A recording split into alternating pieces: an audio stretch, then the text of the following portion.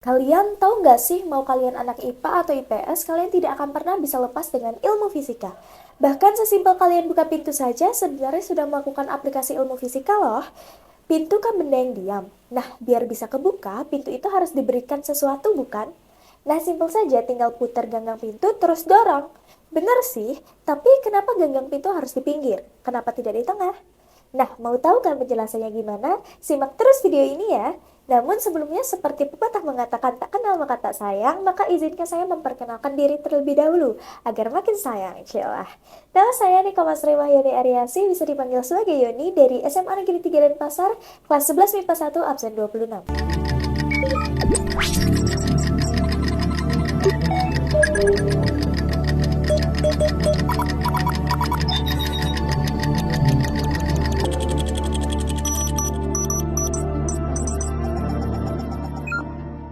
Kita semua tahu pintu memiliki engsel. Nah, engsel menjadi poros pusat rotasi dari gerakan pintu. Nah, untuk menggerakkan pintu, kita harus mendorong atau menarik pintu tersebut. Gaya yang mempunyai kemampuan untuk menggerakkan benda diam menjadi berotasi disebut torsi. Semakin kencang kalian membuka pintu, semakin besar torsi dan semakin cepat pula pintu kebuka.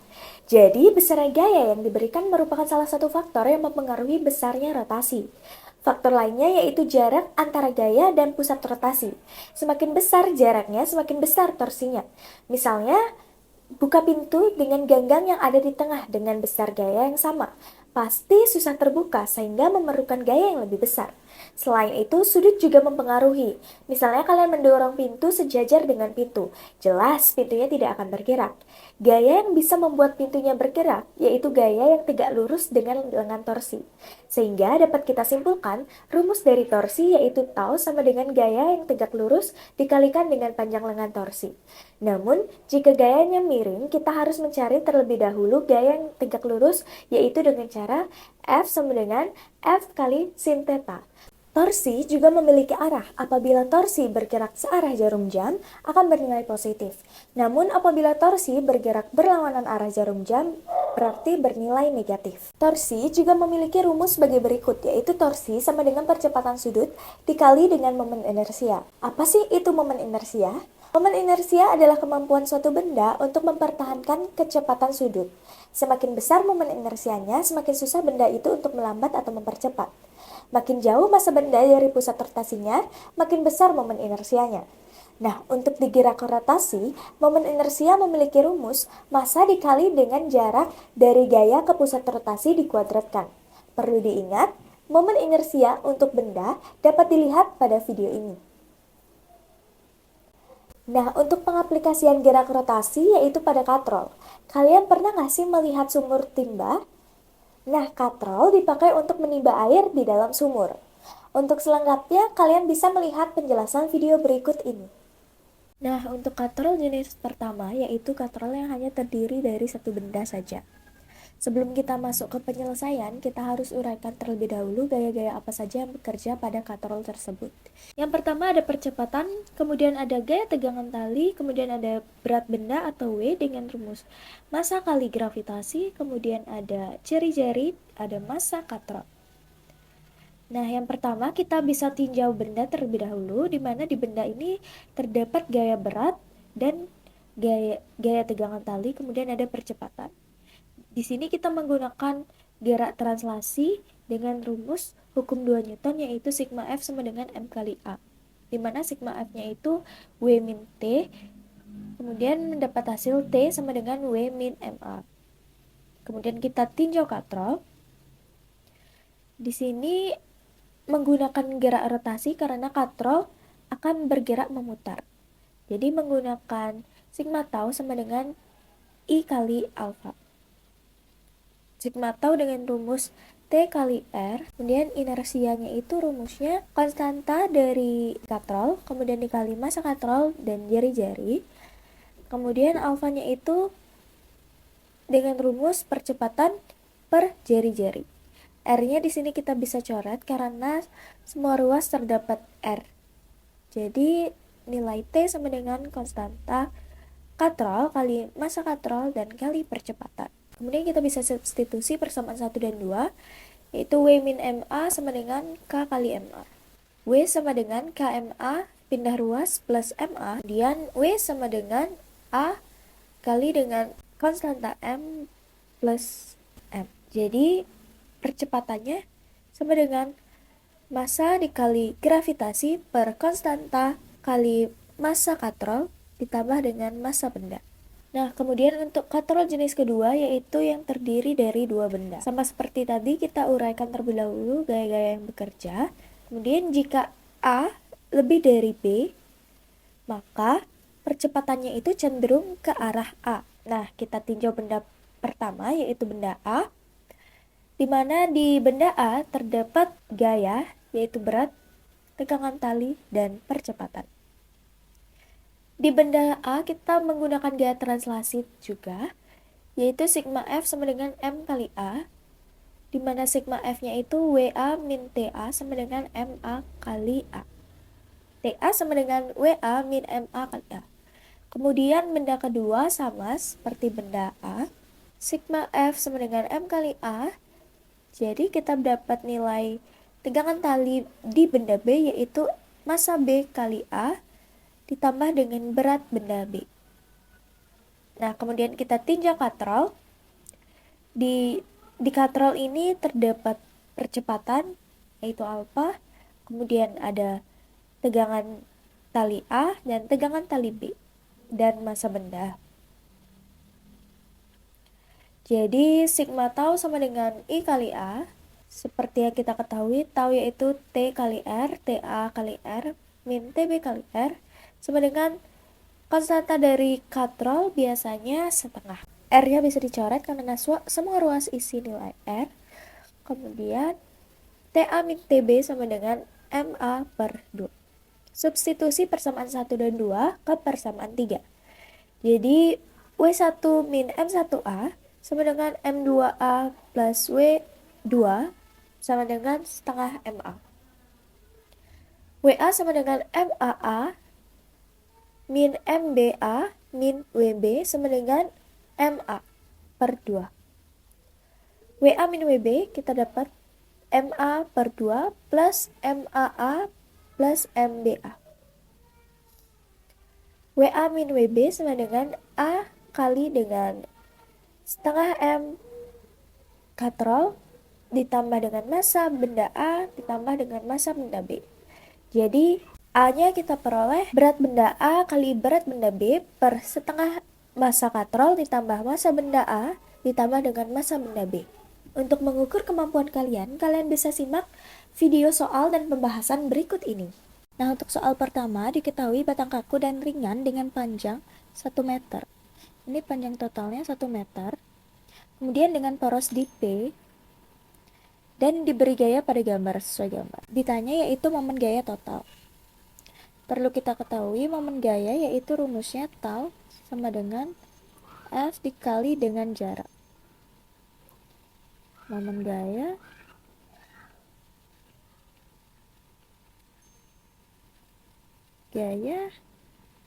dan ini jarak.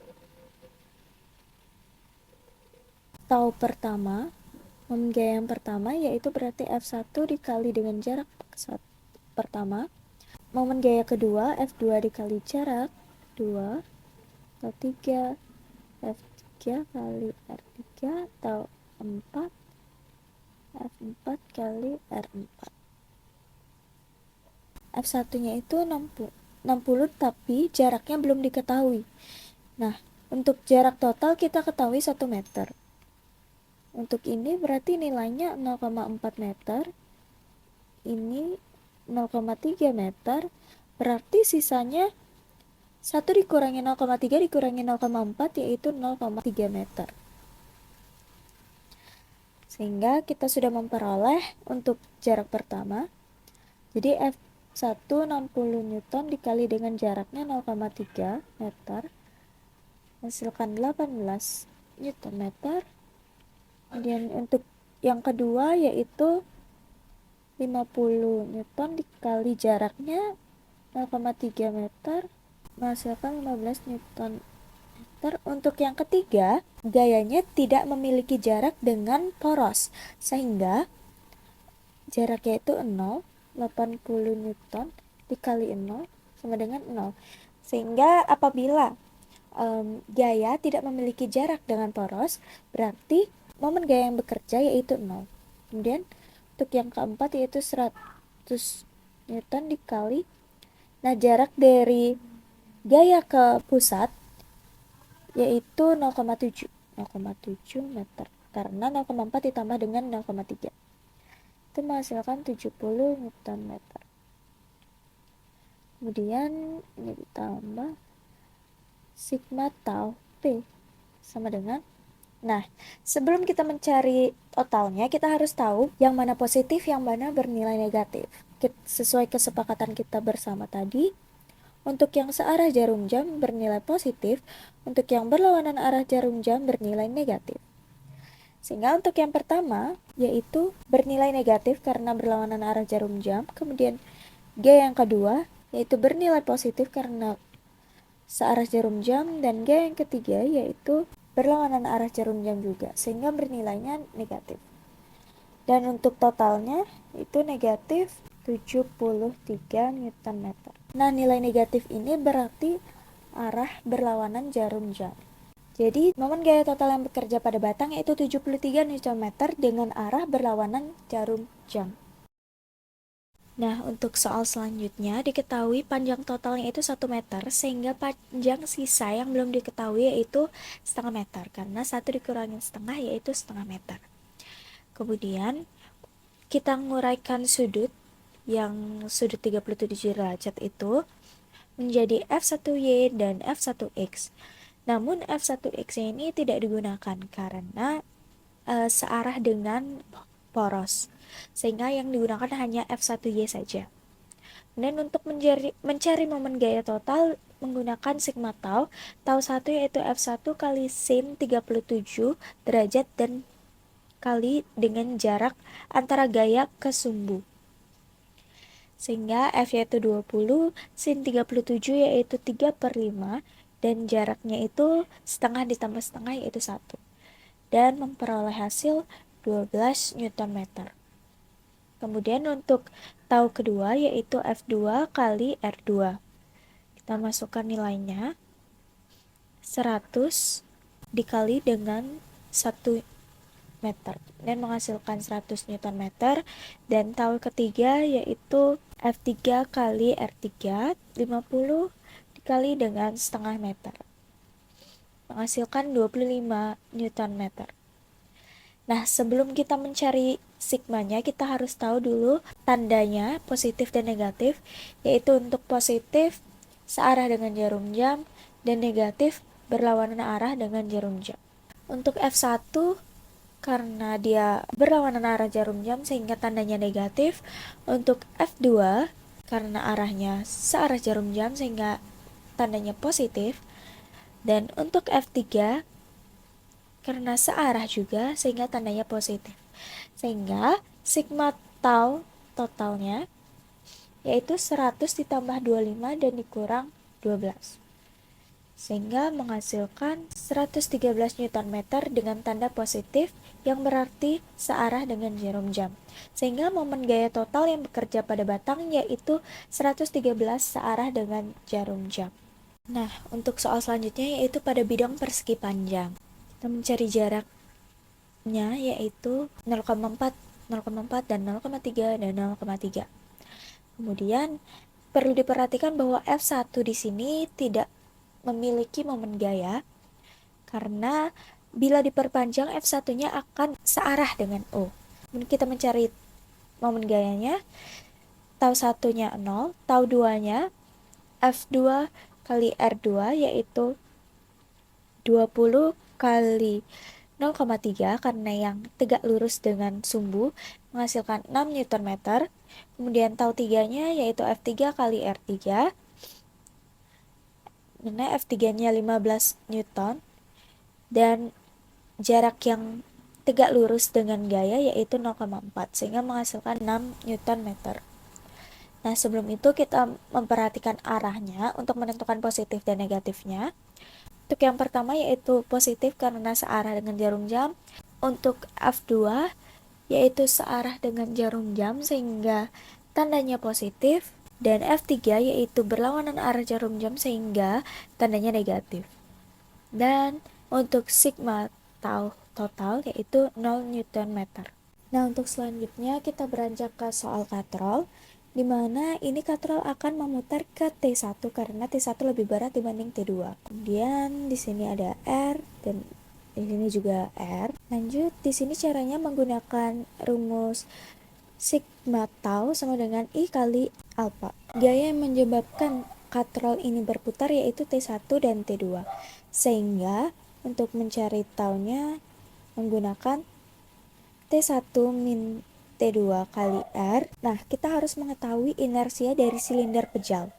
Nah, inersia dari silinder pejal yaitu setengah kali M R kuadrat. Kita masukkan dan dikali dengan alfa. Masukkan nilainya 40 min 30 kali setengah M-nya diketahui 4 dan kita masukkan nilainya setengah, kita masukkan nilai M-nya itu 4, kemudian jari-jarinya itu 0,1 karena dari senti ke meter. Dan 10 hasilkan 0,2 alfa, jadi alfa sama dengan 10 dibagi 0,2 yaitu 50 radian per second kuadrat. Jadi percepatan sudut yang dialami katrol adalah 50 radian per second kuadrat. Nah, kemudian untuk soal selanjutnya kita bisa uraikan terlebih dahulu gaya-gaya apa saja yang terdapat pada katrol. Yang pertama T, kemudian ada jari-jari dan berat yaitu W. Kemudian ada arah perputaran katrol, ada A. Nah, pertama kita mencari percepatannya. Nah, pada soal ini gaya yang terjadi yaitu gaya translasi dan rotasi. Di mana gaya translasi yaitu dengan rumus sigma F sama dengan M kali A. Sigma F-nya itu W dikurangin T sama dengan M kali A. W-nya itu diuraikan menjadi M kali G sama dengan min T sama dengan M kali A. Ini mendapat persamaan 1, kemudian kita mencari gerak rotasinya, yaitu dengan rumus sigma tau kali inersia kali alfa, di mana sigma tau-nya itu mempunyai rumus T kali R. Inersia dari katrol yaitu biasanya silinder pejal yaitu setengah mr kuadrat. Kemudian kita uraikan bahwa alfa itu memiliki rumus A per E, sehingga nilai R-nya bisa dicoret menghasilkan T sama dengan setengah MA. Nah, kita mendapat persamaan kedua. Kemudian masukkan nilai T ke persamaan pertama sehingga menghasilkan M kali G min setengah MA sama dengan MA. MG min setengah MA sama dengan MA. MG sama dengan MA plus setengah MA pindah ruas. Kemudian MG sama dengan 3/2 MA. Kemudian kita bisa coret M-nya. Kita mencari A-nya yaitu 2/3G. Nah, biasanya gravitasi itu memiliki nilai 10. Jadi kita masukkan 10 yaitu menghasilkan A sama dengan 20/3 meter per second kuadrat. Jika sudah mendapat nilai A, kita sudah bisa mencari nilai tegangan talinya. Untuk nilai T-nya kita masukkan saja ke T sama dengan setengah MA. Masukkan nilai A-nya dan nilai M-nya diketahui 1, A-nya 2, A-nya 10/3. Coret-coret dan menghasilkan 10/3 Newton. Untuk kecepatan yoyo kita menggunakan GLBB yaitu VT sama dengan V0 plus AT. Untuk A-nya kita sudah dapat yaitu 20/3 dan T-nya diminta yaitu 3 second. Sehingga menghasilkan 20 meter per second. Sekian dari saya, tak ada gading yang tak retak. Saya mohon maaf sebesar-besarnya apabila ada kesalahan dan hal-hal yang kurang berkenan. Saya tutup dengan Om Santi Santi Santi Om. Wassalamualaikum warahmatullahi wabarakatuh. Salam sejahtera untuk kita semua. Shalom, nama budaya. Salam Trisma.